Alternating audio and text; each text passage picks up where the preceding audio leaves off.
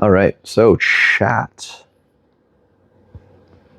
We are reading A Court of Thorns and Roses. And we are in chapter 8. So, if you guys would like to get updated, !react, we upload all the readings onto that channel. All right?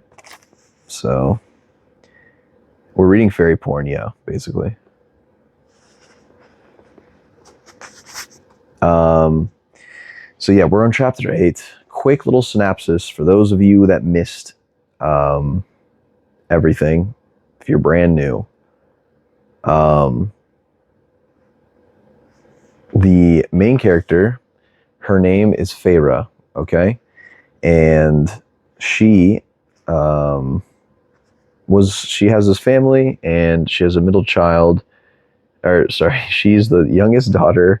There's a middle child named Elaine, oldest daughter named Nesta, and also she lives with her father as well. Yeah, we're reading Akatar. And they were rich at one point, but however, they lost a lot of their money because of... actually, I don't remember exactly why they lost their money. It's not important, but they became poor. And as they became poor, her dad also got injured, couldn't really do anything for work. Nesta and Elaine are very spoiled and don't really work all too much. So the youngest daughter, Feyre, was the one kind of going out and taking care of them, hunting for food to keep money on the table. So, yeah. And as she was hunting, she stumbled on a wolf who was about to take over this deer that she saw. And she was upset about that because if the deer got away, or the wolf got the deer, then they're going to starve, and they were hungry. And so what she ended up doing was killing the wolf. Now here's the issue. There are these creatures, mythical creatures, called fairies, high fae, etc. And they can take the form of beasts, and they have a treaty with humans that they can't kill each other. Otherwise, bad things happen. Now, Feyre didn't know that that was a fairy, so she killed the wolf who was about to kill the deer, and ended up being a high fae, or a fairy, I should say, which is not good. And then, as they're eating the venison, the family, then you see a high fae creature, mythical creature, barge into their stone cottage, and they're like, yo, what the fuck? What is that about? Who killed the damn wolf? And then Feyre is like, me, bitches. It was me. And then the high fae was like, all right, I ain't letting that slide. I could either kill you right now, or you're going to have to spend your entire life in our land, which is Prythian. The land is called Prythian, and that's where all the fairies and the high fae live. And Feyre was like, all right, fine. We're heading to Prythian. And then they went over there, and as she got there, it was a beautiful, insanely huge manor. And everything was like super nice. The garden was nice, high, luxurious area, okay? And so she kind of met the creature that took Feyre with them to the manor, and his name is Tomlin. So Tomlin is he's a big deal from what I can tell. He's like a warrior. We don't know too much yet, but and met a couple other people in the manor, which another one being Lucian. His name is Lucian, and he is he's kind of like pissed off still at Feyre because killed the wolf, which was their friend. They're like, what the fuck was that about? Tomlin seems a bit indifferent.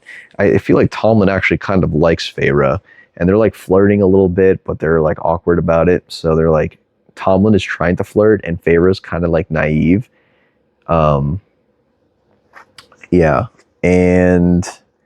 that's basically it. Oh, another big thing, okay?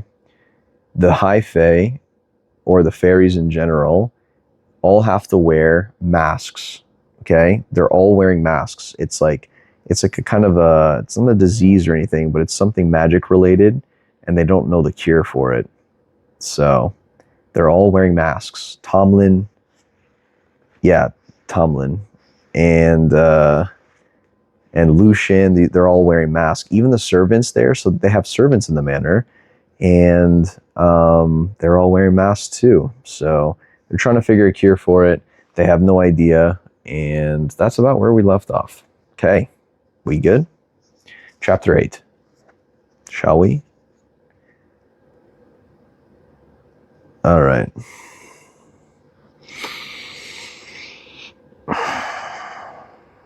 I pretended to meander through the exquisite and silent gardens, mentally marking the paths and clever places for hiding if I ever needed them. He'd taken my weapons, and I wasn't stupid enough to hope for an ash tree somewhere on the property with which to make my own. But his baldric had been laden with knives. There had to be an armory somewhere on this estate, and if not, I would find another weapon, and then steal it if I had to, just in case. Upon inspection the night before, I've learned that there was no lock on my window. Sneaking out and rappelling down the wisteria vines wouldn't be difficult at all. I climbed enough trees to not mind the height. Not that I planned to escape, but it was good to know, at least, how I might do so, should I ever be desperate enough to risk it. I didn't doubt Tomlin's claim that the rest of Prithian was deadly for a human, and if there was indeed some blight on these lands, I was better off here for the time being. But not without trying to find someone who might plead for my case to Tomlin. Though Lucian, he could do with someone snapping at him, if you've the courage for it. Alice had sent to me yesterday. I chewed on my stubby nails as I walked, considering every possible plan and pitfall. I'd never been particularly good with words, had never learned the social warfare my sisters and mother had been so adept at. But I've been decent enough when selling hides at the village market, so perhaps I'd seek out Tomlin's emissary, even if he detested me. He clearly had little interest in my living here. He suggested killing me. Perhaps he'd be eager to send me back, to persuade Tomlin to find some other way to fulfill the treaty, if there was even one. I approached the bench in the alcove blooming with foxglove, when the sound of steps on shifting gravel filled the air. 2 pairs of light, quick feet. I straightened, peering down the way I'd come, but the path was empty. I lingered at the edge of an open field of lanky meadow buttercups. The vibrant green and yellow field was deserted. Behind me arose a gnarled crab apple tree in full, glorious bloom, the petals of its flowers littering the shaded bench on which I'd been about to sit. A breeze set the branches rustling, a waterfall of white petals flittering down like snow, sorry. I scanned the garden, the field, carefully watching and listening for those 2 sets of feet. Oh shit, thanks for the sub. Oh shit, Lexifer with the 5 gifted, thank you, and the tier 1 sub. Wow, very kind of you. Thank you. Thank you for that. I scanned the garden, the field, carefully watching and listening for those 2 sets of feet. There was nothing in the tree or behind it. A prickling sensation ran down my spine. I'd spent enough time in the woods to trust my instincts. Somehow, stood behind me, perhaps 2 of them. A faint sniff and a quiet giggle issued from far too close. My heart leaped into my throat. I cast a subtle glance over my shoulder, but only a shining silvery light flickered in the corner of my vision. I had to turn around. I had to face it. The gravel crunched. Nearer now. Oh shit, Sid. Sid with another 5 gifted. Thank you. And Lexifer with another 5 gifted. Holy fuck. Oh my lord. Wow, thank you guys. Thanks for the subs. What's the time at even? I'm scared to even ask.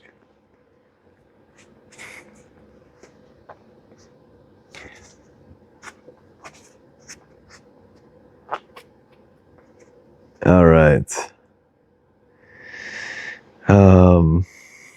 A breeze set the branches rustling, a waterfall of white petals flittering down like snow. I scanned the garden, the field, carefully watching and listening for those two sets of feet. There was nothing in the tree or behind it. A prickling sensation ran down my spine. I'd spent enough time in the woods to trust my instincts. Someone stood behind me, perhaps two of them. A faint sniff and a quiet giggle issued from far too close. My heart leaped into my throat. I cast a subtle glance over my shoulder, but only a shining silvery light flickered in the corner of my vision. I had to turn around. I had to face it. The gravel crunched, nearer now. The shimmering in the corner of my eye grew larger, separating into two small figures no taller than my waist. My hands clenched into fists. Feyre, Alice's voice cut across the garden. I jumped out of my skin as she called me again. Feyre, lunch, she hollered. I whirled, a shout forming on my lips to alert her to whatever stood behind me, raising my fist however futile it would be. But the shining things had vanished, along with their sniffing and giggling, and I found myself facing a weathered statue of two merry, bounding lambs. I rubbed my neck. Alice called me again, and I took a shuddering breath as I returned to the manor. But even as I strode through the hedges, carefully retracing my steps back to the house, I couldn't erase the creeping feeling that someone still watched me, curious and wanting to play. I stole a knife from the dinner that night, just to have something, anything to defend myself with. It turned out that dinner was the only meal I was invited to attend, which was fine. 3 meals a day with Tomlin and Lucien would have been torturous. I could endure an hour of sitting at their fancy table if it made them think I was docile and had no plans to change my fate. While Lucien ranted to Tomlin about some malfunction of the magical carved eye that indeed allowed him to see, I slipped my knife down the sleeve of my tunic. My heart beat so fast I thought they could hear it, but Lucien continued speaking, and Tomlin's focus remained on his courtier. I suppose I should have pitied them for the mask that they were forced to wear, for the blight that had infected their magic and people, but the less I interacted with them, the better, especially when Lucien seemed to find everything I said to be hilariously human and uneducated. Snapping at him wouldn't help my plans. It would be an uphill battle to win his favor, if only for the fact that I was alive and his friend was not. I'd have to deal with him alone, or risk raising Tomlin's suspicion too soon. Lucien's red hair shone in the firelight, the colors flickering with every movement he made, and the jewels in the hilt of his sword glinted, the ornate blade so unlike the baldric of knives still strapped across Tomlin's chest. But there was no one here to use a sword against, and while the sword was embedded with jewels and filigree, it was large enough not to be more than decoration. Perhaps it had something to do with those invisible things in the garden. Maybe he'd lost his eye and earned that scar in battle. I fought against the shudder. Alice had said the house was safe, but warned me to keep my wits about me. What might lurk beyond the house, or be able to use my human senses against me? Just how far would Tomlin's orders not to harm me stretch? What kind of authority did he hold?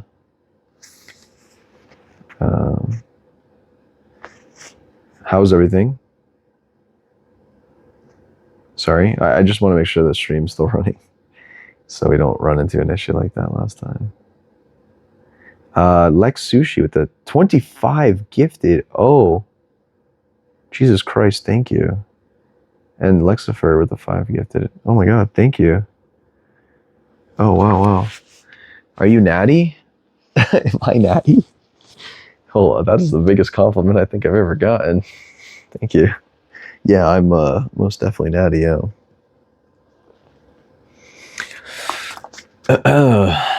All right. So, oil up or natty? All right, say less. Where did I end up on it?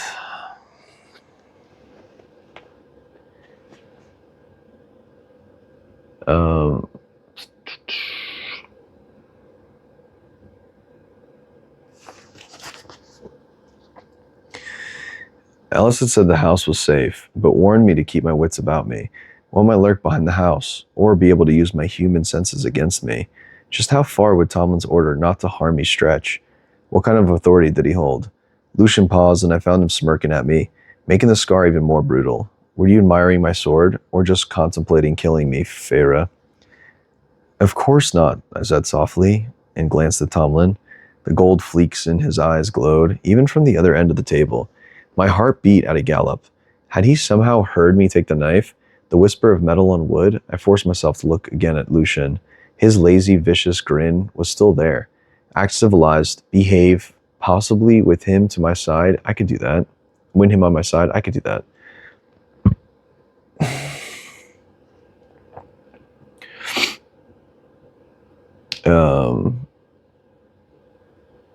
Where am I? Fuck. Tomlin broke the silence. Feyre likes to hunt. I don't like to hunt. I should have probably used a more polite tone, but I went on. I hunted out of necessity. And how did you know that? Tomlin's stare was bald, assessing. Why else were you in the woods that day? You had a bow and arrow in your house. I wondered whether he'd almost said hovel. When I saw your father's hands, I knew he was the one using them. He gestured to my scarred, calloused hands. You told him about the rations and money from pelts. Fairies might be many things, but we're not stupid. Unless your ridiculously legends claim that about us too. Ridiculous, insignificant. I stared at the crumbs of bread and swirls of remaining sauce on my golden plate. Had I been at home, I would have licked my plate clean, desperate for any extra bit of nourishment. And the plates, I could have bought a ream, or a team of horses, a plow, a field for just one of them. Disgusting. Lucian cleared his throat. How old are you anyway? 19? Pleasant, civilized. Lucian asked, so young and so brave, and a skilled killer already.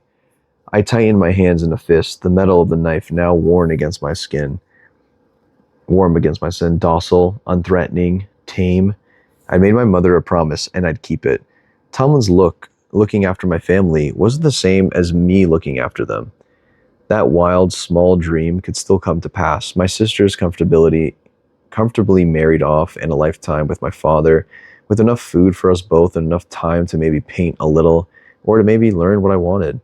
It could still happen, in a faraway land, perhaps, if I ever got out of this bargain. I could still cling to that scrap of a dream, though these high fae would likely laugh at how typically human it was to think so small, to want so little.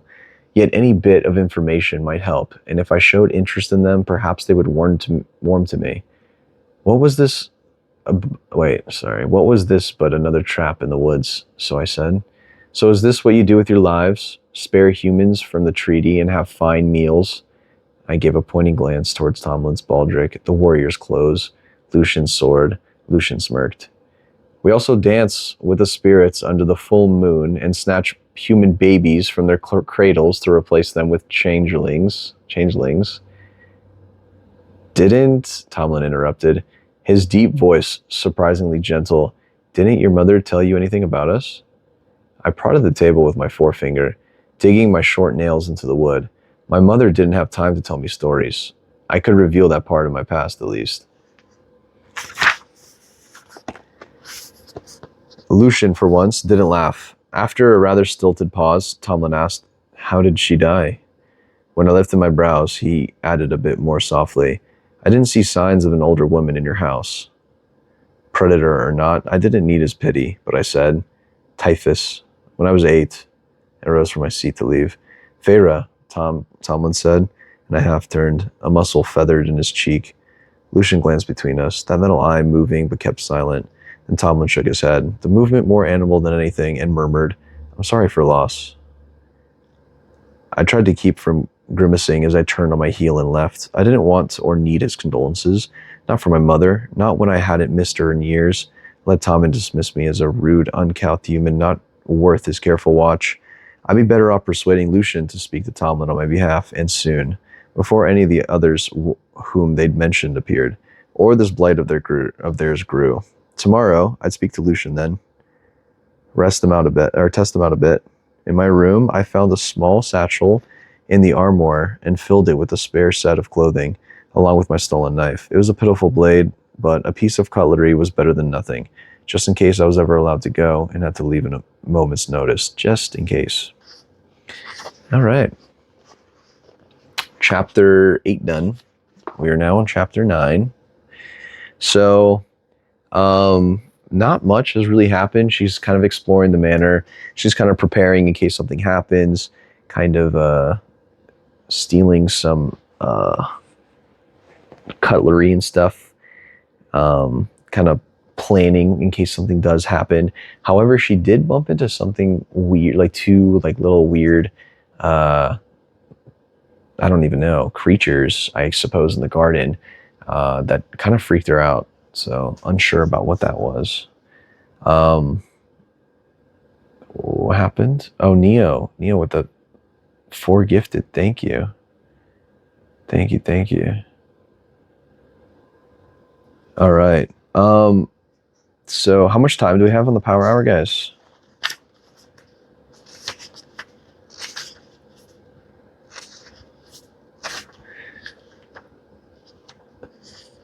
Eight minutes. Okay. Let's read one more chapter. One more chapter, chat. I can do that.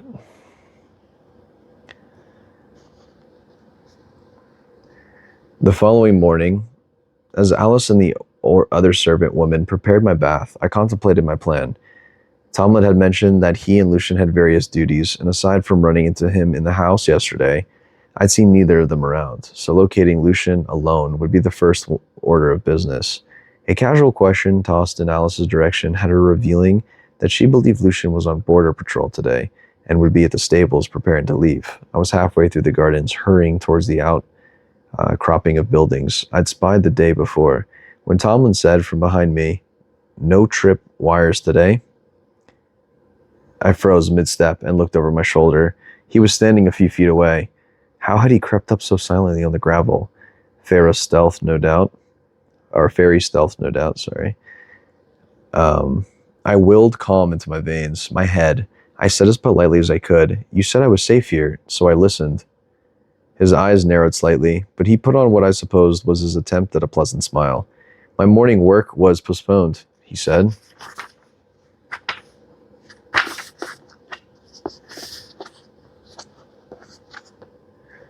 Indeed, his usual tunic was off, the baldric gone, and the sleeves of his white shirt had been rolled up to the elbows to reveal tanned forearms, corded with muscle.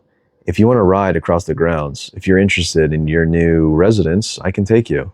Again, that effort to be accommodating, even when every word seemed to pain him. Maybe he could eventually be swayed by Lucian. And until then, how much could I get away with? If he was going to such lengths to make this people swear not to harm me, to shield me from the treaty, I smiled blandly and said, "I prefer to spend today alone, I think, but thank you for the offer." He tensed. "What about—" "No, thank you," I interrupted, marveling a bit at my own audacity. But I had to catch Lucian alone, had to feel him out. He might already be gone. She's so, like, I don't know. I feel like she's so, stubborn. She's very stubborn.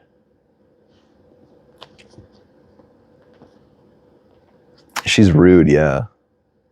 She's pretty rude. Like for somebody that killed her friends, she's actually pretty rude to them. I don't know. So far. Like I get at the beginning, but she's keeping this up, you know? All right, let's keep going.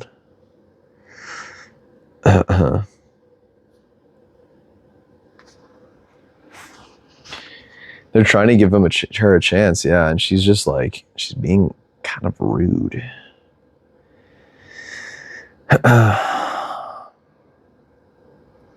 Tomlin clenched his hands into fists, as if fighting against the claws itching to burst out, but he didn't reprimand me. Didn't do anything other than prowl back into the house without another word. Soon enough, if I was lucky, Tomlin wouldn't be my problem anymore. I hurried for the stables, tucking away the information. Maybe one day, if I were ever released, if there was ever an ocean and years between us, I would think back and wonder why he'd bothered. I tried not to look too eager, too out of breath when I finally reached the pretty painted stables. It didn't surprise me that the stable boys all wore horse masks. For them, I felt a shred of pity at what the blight had done. The ridiculous masks they now had to wear until someone could figure out how to undo the magic, binding them to their face. But none of the stable hands even looked at me, either because I wasn't worth it or because they too resented me for the death of Andres. I didn't blame them. Any attempt at casualness took a stumble when I finally found Lucian astride a black gelding, grinning down at me with 2 white teeth. "Morning, Feyre." I tried to hide the stiffening in my shoulders, tried to smile a bit. Going for a ride or merely reconsidering Tom's offer to live with us? I tried to recall the words I come up with earlier, the word to win him, but he laughed, and not pleasantly. "Come now, I'm to patrol the southern woods today, and I'm curious about the abilities you used to bring down my friend, whether accidental or not. It's been a while since I encountered a human, let alone a fey killer. Indulge me in a hunt." Perfect. At last that part of this had gone well, even if it sounded as lovely as facing a bear in its den. So I stepped aside to let a stable boy pass. He moved with a fluid swiftness, like all of them here, and didn't look at me, either. No indication at all of what he thought of having a fey killer in a stable. But my kind of hunting couldn't be done on horseback. Mine consisted of careful stalking and well-laid traps and snares. I didn't know how to give chase atop a horse. Lucian attempted a quiver of arrows from the returning stable boy with a nod of thanks. Lucian smiled in a way that didn't meet that metal eye, or the russet one. "No ash arrows today, unfortunately." I clenched my jaw to keep a retort from slipping off my tongue. If he was forbidden from hunting me, I couldn't fathom why he would invite me along, save to mock me in whatever way he could. Perhaps he was truly that bored. Better for me. So I shrugged, looked as bored as I could. "Well, I suppose I'm already dressed for a hunt." "Perfect," Lucian said, his metal eye gleaming in the sunlight, slanting in through the open stables. Sorry. I prayed Tomlin wouldn't come prowling through them. Prayed he wouldn't decide to go for a ride on his own and catch us here. "Let's go then," I said, and Lucian motioned for them to prepare a horse. I leaned against the wooden wall as I waited, keeping an eye on the doorway for signs of Tomlin, and offered my own bland replies to Lucian's remarks about the weather. Mercifully, I was soon astride a white mare, riding with Lucian through the spring shouting woods beyond the gardens. I kept a healthy distance from the fox-masked fairy on the broad path, hoping that eye of his couldn't see through the back of his head. The thought didn't sit well, and I shoved it away, along with that part of me that marveled at the way the sun illuminated the leaves, and the clusters of crocuses that grew like flashes of vibrant purple against the brown and green. Those were things that weren't necessary to my plans, useless details that only blocked out everything else, the shape and slope of the path, what trees were good for climbing, sounds of nearby water sources. Those things could help me survive if I needed to, but like the rest of the grounds, the forest was utterly empty. No sign of fairies, nor any high fae wandering around just as well. "Well, you certainly have the quiet part of hunting down," Lucian said, falling back to ride beside me. "Good, let him come to me, rather than me seeming too eager, too friendly." I adjusted the weight of the quiver strap across my chest, and then ran a finger along the smooth curve of the yew bow in my lap. The bow was larger than the one I used at home. The bow heavier, and heads thicker. I would probably miss whatever target I found until I adjusted to the weight and balance of the bow. 5 years ago, I'd taken the very last of my father's coppers from our former fortune to purchase my bow and arrows. I'd since allotted a small sum every month for arrows and replacement strings. "Well," Lucian pressed, "no game good enough for you to slaughter?" "We passed plenty of squirrels and birds." The canopy above cast shadows upon his false mask, light and dark, gleaming metal. "You seem to have enough food on your table that I don't need to add to it, especially when there are always plenty left over." I doubted squirrel would be good enough for their table.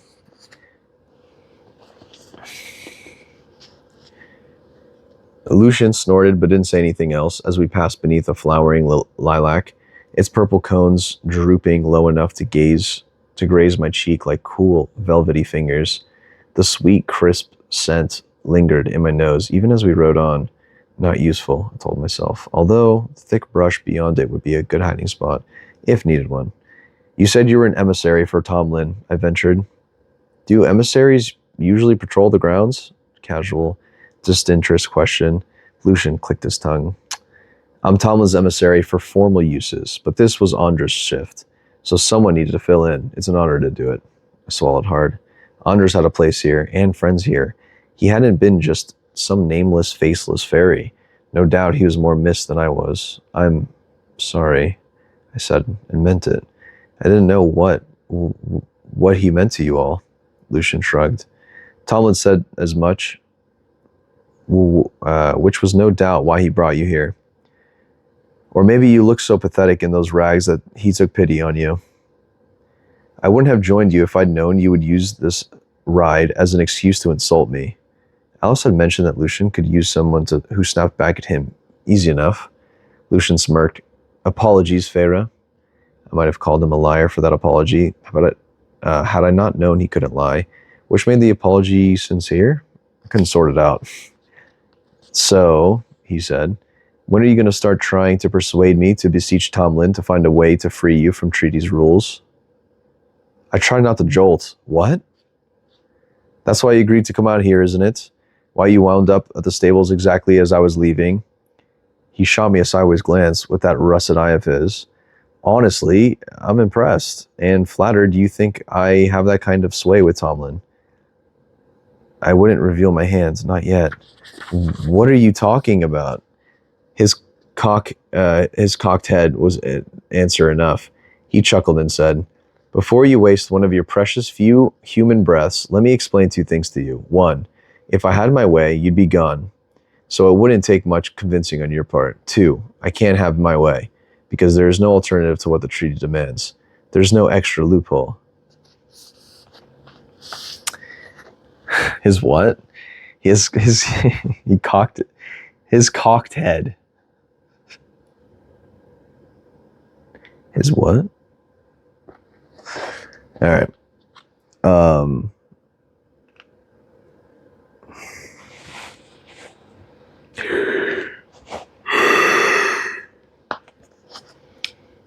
What's up, Jollz? Hello, hello. Sid with the 5 gifted. Alana with the 5 gifted. Thank you, guys. I appreciate that. Power hour's over. Nice. Cool, cool, cool. But there's something to, but there has to be something. I admire your balls, Feyre. I really do. Or maybe it's stupidity, but since Tom won't gut you, which was my first choice, you're stuck here. Unless you want to rough it out on your own in Prithian, which, he looked me up and down, I'd advise against. No, I couldn't just stay here forever until I died. Maybe there was some other way, or someone else who could find a way. I mastered my uneven breathing, shoving away the panicked, bleeding thoughts. A valiant effort, Lucian said with a smirk. I didn't bother hiding the glare I cut in his direction. We rode out in silence, and aside from a few birds and squirrels, I saw nothing, heard nothing unusual. After a few minutes, I've quieted my riotous thoughts enough to say, where's the rest of Tomlin's court? They all fled this blight on magic? How'd you know about the court? He asked so quickly that I realized he thought I meant something else. I kept my face blank. Do normal estates have emissaries and servant chatter? Isn't that why you made that weird, you made them wear bird masks to that party? Lucian scowled, that scar stretching. We each chose what to wear that night to honor Tomlin's shape-shifting gifts. The servants too. But now, if we had the choice, we'd peel them off with our bare hands, he said, tugging on his own. It didn't move. What happened to the magic to make it act that way? Lucian let out a harsh laugh. Something was sent from the shitholes of hell, he said, then glanced around and swore. I shouldn't have said that. If word got back to her, who? The color had leached from his sun-kissed skin. He dragged a hand through his hair. Never mind. The less you know, the better. Tom might not find it troublesome to tell you about the blight, but I wouldn't put it past a human to sell the information to the highest bidder. I bristled, but the few bits of information he'd released lay before me like glittering jewels. A her who scared Lucian enough to make him worry, to make him afraid someone might be listening, spying or monitoring his behavior. Even out here, I studied the shadows between the trees but found nothing. Prithian was ruled by 7 High Lords. Perhaps this she who governed this territory, if not a High Lord, then a High Lady, if there was even possible. How old are you? I asked, hoping he'd keep divulging some more useful information. It was better than knowing nothing. Old, he said. He scanned the bush, but I had a feeling his darting eyes weren't looking for game. His shoulders were too tense. What sort of powers do you have? Can you shapeshift like Tomlin? He sighed, looking skyward before he studied me warily, like that metal eye narrowing with unnerving focus. Trying to focus out my weakness so you can... I glowered at him. Fine, no, I can't shapeshift. Only Tom can. But your friend, he appeared as a wolf, unless that was his... No. Andres was high fae too. Tom can shape us into other shapes if need be. He saves it for his sentries only, though. When Andres went across the wall, Tom changed him into a wolf so he would be spotted as a fairy, though his size was probably indication enough.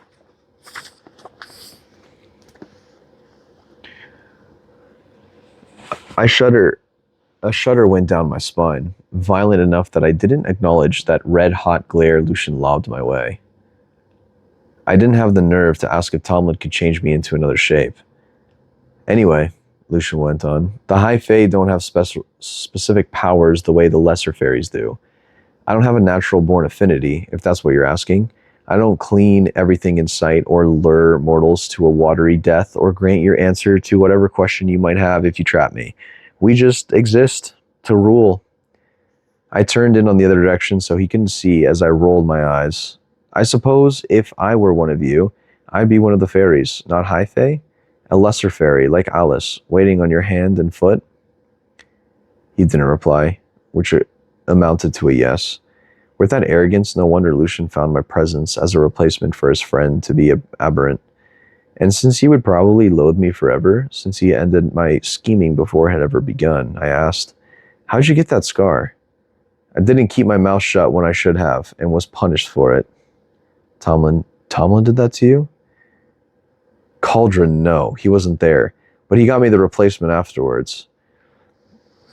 More answers that weren't answers. So there are fairies who will actually answer any question if you trap them? Maybe they know how to free me from this treaty's terms. Yes, he said tightly. The surreal. But they're old and wicked and not worth the danger of going out to find them. And if you're stupid enough to keep looking so intrigued, I'm going to become rather suspicious and tell Tom to put you under house arrest. Though I suppose you would deserve it if you were indeed stupid enough to seek one out. They had to lurk nearby. Then, if he was this concerned, Lucian whipped his head to the right, listening, his eye whirling softly. The hair on my neck stood, and I had my bow drawn in a heartbeat, pointing in the direction Lucian stared. Put your bow down, he answered, his voice low and rough. Put your damn bow down, human. You look straight ahead. I did as he said, the hair on my arms rising as something rustled in the bush. Don't react, Lucian said, forcing his gaze ahead, to the metal eye going still and silent. No matter what you feel or see, don't react. Don't look, just stare ahead. I started trembling, gripping the reins in my sweaty hands. I might have wondered if this was some kind of horrific joke, but Lucian's face had gone so very, very pale.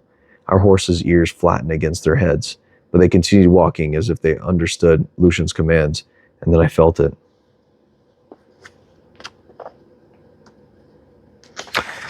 And that is the end of the chapter. What a cliffhanger. Chapter 10. We are on chapter 10.